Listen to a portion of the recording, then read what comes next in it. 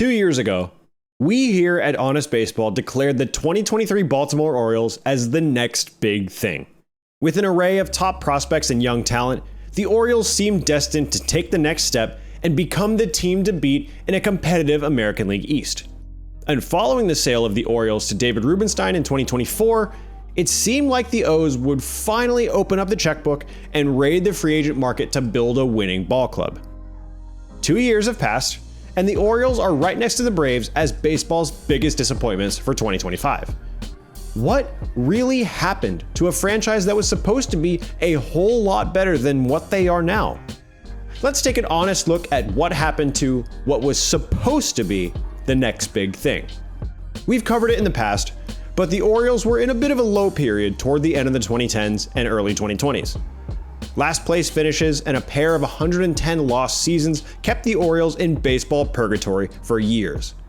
But slowly, through draft picks, trades, and free agency, the Orioles saw the debuts of players like Gunnar Henderson and Adley Rutschman, along with Kyle Bradish, Yennier Cano, and Felix Bautista.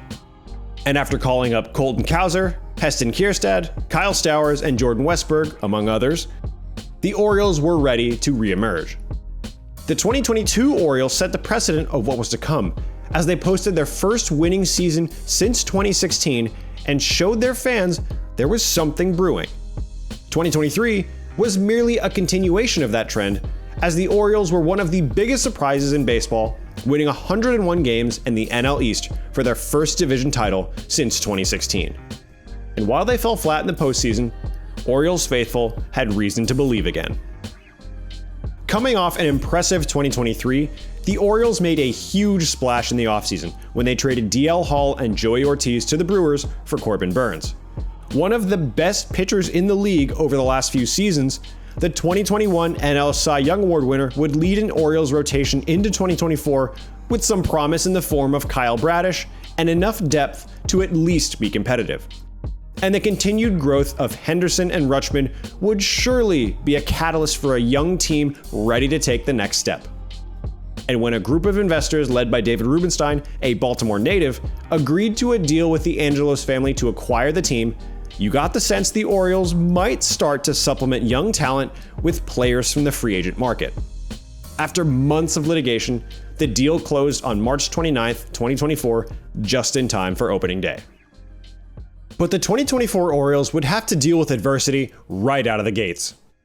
Two of their most effective pitchers from the year prior would miss significant time, if not the entirety, of the 2024 season. Bautista underwent Tommy John surgery after tearing his UCL in late 2023, while Bradish discovered he also had a torn UCL after making just 8 starts in 2024. Bautista has finally returned to the mound, while we have yet to see Bradish make his return at the time of this recording.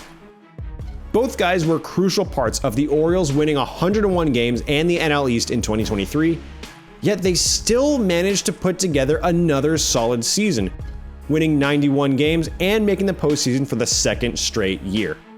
One of the biggest factors in the Orioles' 2024 success was Gunnar Henderson's MVP caliber campaign, when he posted 7.9 wins above replacement, a 154 WRC plus, and an 893 OPS while playing in 159 games.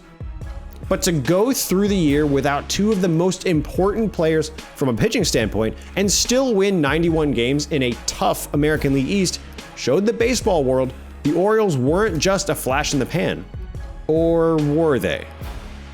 There were some tough decisions for the Orioles to make following 2024.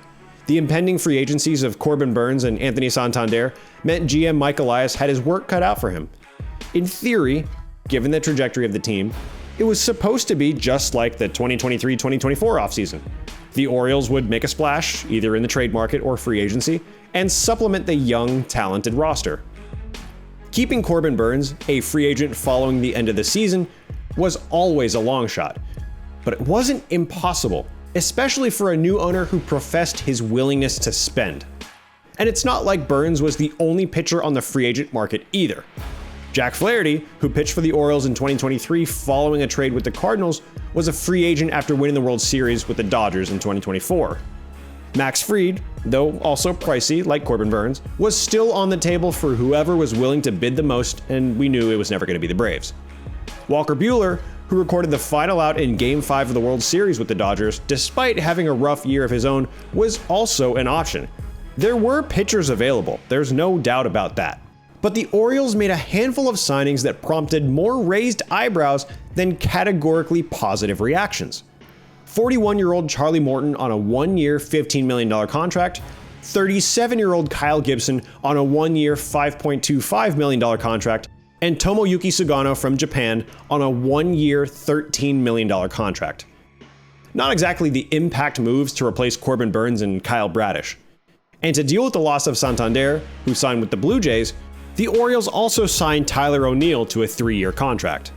So it's not like they did nothing, but the moves weren't exactly impactful. Right out of the gate in 2025, the Orioles' key additions were either injured or ineffective. Sugano has been the one positive, and to call it that might even be a stretch.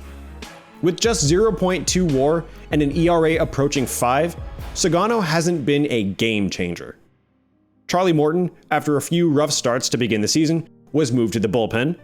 Kyle Gibson was designated for assignment after failing to be effective himself, and Tyler O'Neill played just 30 games in the first half of the season.